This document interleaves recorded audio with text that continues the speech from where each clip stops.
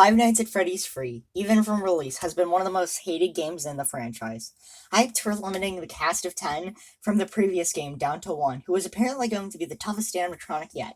This game was theorized to be the conclusion of FNAF. A lot of people have since defended FNAF Free, which oh boy, I wish I was one of those people. Trust me, I really wanted to like this game. However, there was one glaring issue that stopped me from calling it a good game. So join me as we dissect FNAF 3 and why I believe it to be fine. Also, I know I just talked about FNAF, but I had a cool idea for an intro I could do for this video. And what do you know? Next thing I know, I'm writing a script. Oh, and also, for 100 subscribers, I'm doing a character analysis on Bill Cipher. If you are at all interested in this, subscribe. Or not, I'm not your father. With that out of the way, let's talk about FNAF the Third. Let's start off with the main selling point of Five Nights at Freddy's Free, the one animatronic to tackle with in the game, Springtrap. His design is easily one of, if not the best in the franchise. He resembles Bonnie the most, but broken down. You can see organs at the plate, and his eyes are so human. The way you deal with him is using these sound bites of a child to push him away from the office. We'll get into my thoughts on that in the gameplay section, but it's a golden foreshadowing that there's something more human with this one. He also feels more aware than the other animatronics. Sometimes you have to really look to find where he is. Kind of like when you look for a certain item at IKEA.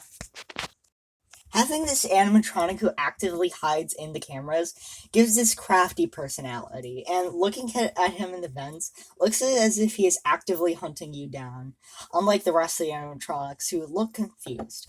I can't really talk about my love of Springtrap more without discussing this game's story, so let's do just that. I think the story of FNAF 3 is one of the best in the franchise. First, I want to bring up the setting, as unlike the first two games, FNAF 3 doesn't take place in a pizzeria, but rather a horror attraction. The story is a horror podcast crew was really interested in the tragedy of Freddy Fazbear's, and gathered multiple relics to build a horror attraction based on those tragedies. Having this group be interested in the tragedies really gives life to the world. It also makes the way you block Springtrap have a context, as it's also a way to scare customers. The Atari minigames also come back, but instead of fighting them when you die, you get them when you beat them. Beat Nights.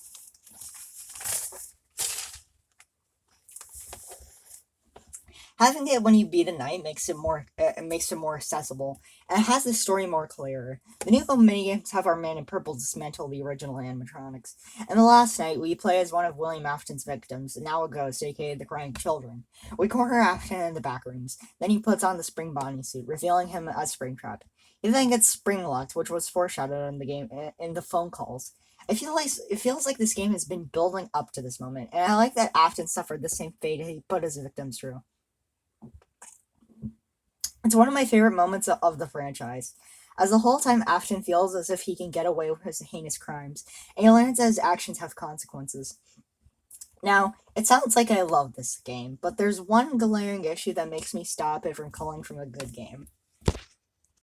That Mekon didn't help Afton with his medical issues when he was spring-locked. What the heck, Scott? Okay, I just said that because I haven't done the not fair joke in a while. Also on this channel, we stan Mekon Samicki. No, the real issue, and the thing I've purposely avoided discussing, is that the gameplay sucks. Even though the gameplay FNAF 3 isn't as bad as other games, the gameplay is the only thing that holds me back from calling it a good game. I do have positives, though. For one, it uses the cameras instead of just being one cam. Another positive is how the defenses are... The defenses like the sound bites are integrated in the story. Now, let's talk criticisms. For starters, let's explain the gameplay. To block Springtrap, you need to use audio layers. In the other FNAF games, you add something to block the animatronics, whether it be a mask or the doors. You have to use the cameras to block Springtrap. That wouldn't be so bad if Springtrap actually listened to the audio layers. Sometimes Springtrap will just ignore them and just continue his merry way to the office. Remember, this is how you survive. So having it sometimes not work, yeah, I'm gonna get mad. Also, you remember how I said Springtrap was the only threat you had to deal with?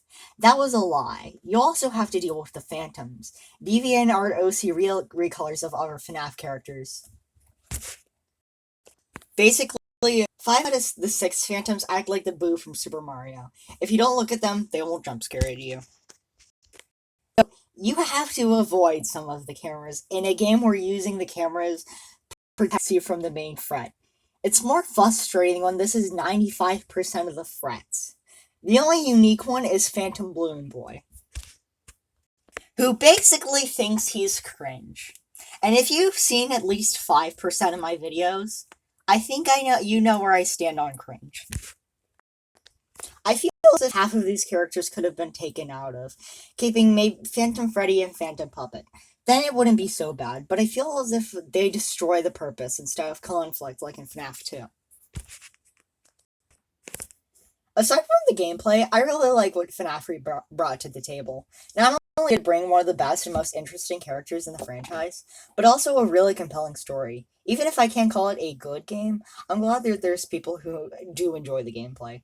It makes discussions really interesting, and I'm glad, I'm glad seeing people enjoy something I don't. To any FNAF free defenders watching, I respect you all. Thanks for watching.